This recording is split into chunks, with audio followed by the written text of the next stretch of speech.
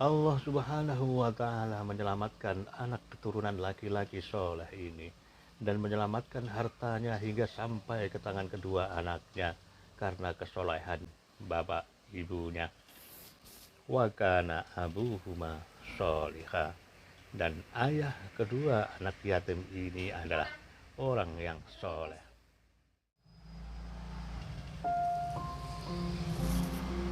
Saudaraku, ada hal yang menarik dalam interaksi antara orang tua dan anak, bahwa siapapun yang namanya orang tua mengharapkan anak-anaknya menjadi generasi yang terbaik, yang taat kepada kedua orang tua, dan pastinya soleh dan solihah.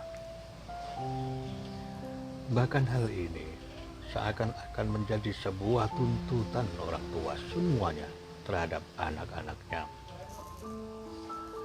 Tapi di balik itu, orang tua tidak menyadari, bahkan lupa, bahwa untuk menjadikan anak yang baik, mereka, anak-anak, butuh model untuk dicontoh.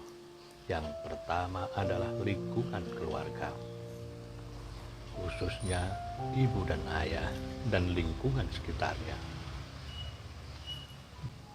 Bahwa peran orang tua terhadap terbentuknya karakter seperti apa terhadap anak-anaknya merupakan hal yang sangat dominan dan tak terbantahkan. Saudaraku, kesolehan orang tua merupakan modal utama pendidikan anak. Sebagaimana yang kita ketahui bersama, bahwa setiap keburukan itu pasti adalah akibat dari dosa dan maksiat. Sebaliknya, kebaikan itu adalah akibat dari amal-amal kebaikan yang kita lakukan, kesolehan yang kita miliki, ketakwaan yang kita jalani. Itu akan melahirkan kebaikan-kebaikan, sebagaimana dosa dan maksiat akan melahirkan keburukan-keburukan. Salah satu kebaikan yang mungkin kita harapkan adalah kesolehan dan kebaikan anak-anak kita.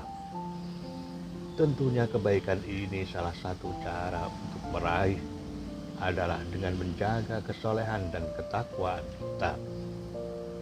Maka dari itu, ada pengaruh antara kesolehan orang tua dengan kesolehan ataupun kebaikan yang ada pada anak-anak kita. Seperti yang kita ketahui pula, bahwa semua orang tua punya harapan yang sama dan serupa terhadap anak-anak kita. Kita semua ingin agar anak-anak kita menjadi anak yang soleh dan solihah. Kita juga berharap supaya mereka senantiasa berbakti kepada kedua orang tua, berguna bagi Islam dan kaum muslimin serta nusa bangsanya.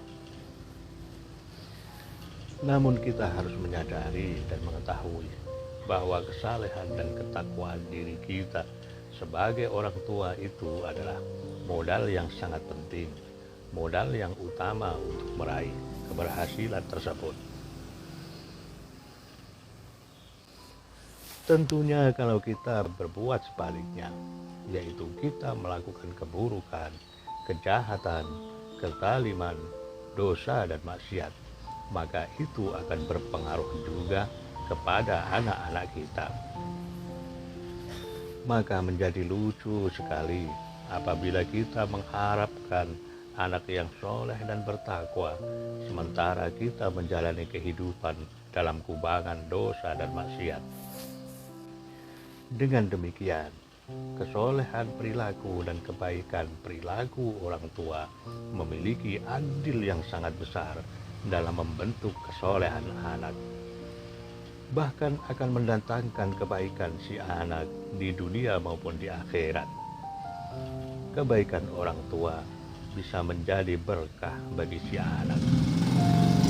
Maka setiap kebaikan yang dilakukan oleh orang tua itu akan menghasilkan kebaikan pula. Allah Subhanahu wa Ta'ala berfirman, Hal jazaa'ul ihsani illal ihsan. Bukankah kebaikan itu akan melahirkan kebaikan?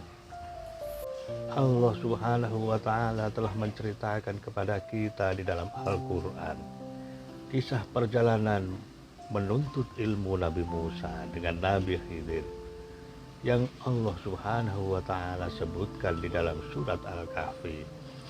Salah satunya adalah ketika Nabi Musa dan Nabi Khidir melewati sebuah perkampungan. Mereka berdua meminta penduduk kampung itu supaya menyambut dan menjamu mereka. Namun penduduk kampung itu menolaknya. Kemudian keduanya melihat bangunan yang hampir roboh. Tiba-tiba Nabi Khidir memperbaiki dinding rumah itu hingga tegak kembali tanpa meminta upah ataupun balasan dari penduduk kampung tersebut.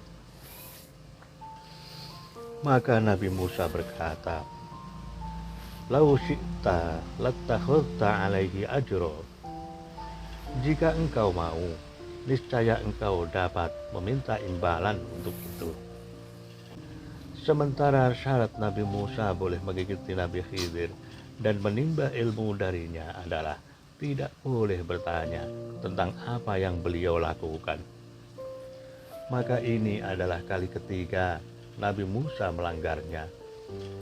Maka Nabi Khidir menjelaskan satu persatu perkara-perkara yang mereka lewati. Adapun berkaitan dengan dinding ataupun rumah roboh yang dibangun kembali oleh Nabi Khidir itu, beliau mengatakan, "Wa ammal jidaru fakana lihulamaini yatimaini fil Madinah wa kana tahtahu kanzul lahuma wa kana abuhuma sholiha fa arada rabbuka ayyablugha ashuddahuma wa yastakhrija kanzahuma rahmatan min rabbik." Adapun rumah yang hampir roboh itu adalah milik dua orang anak yatim di kampung itu yang di bawahnya tersimpan harta warisan bagi mereka berdua dari orang tua mereka. Dan ayah mereka berdua adalah orang yang soleh.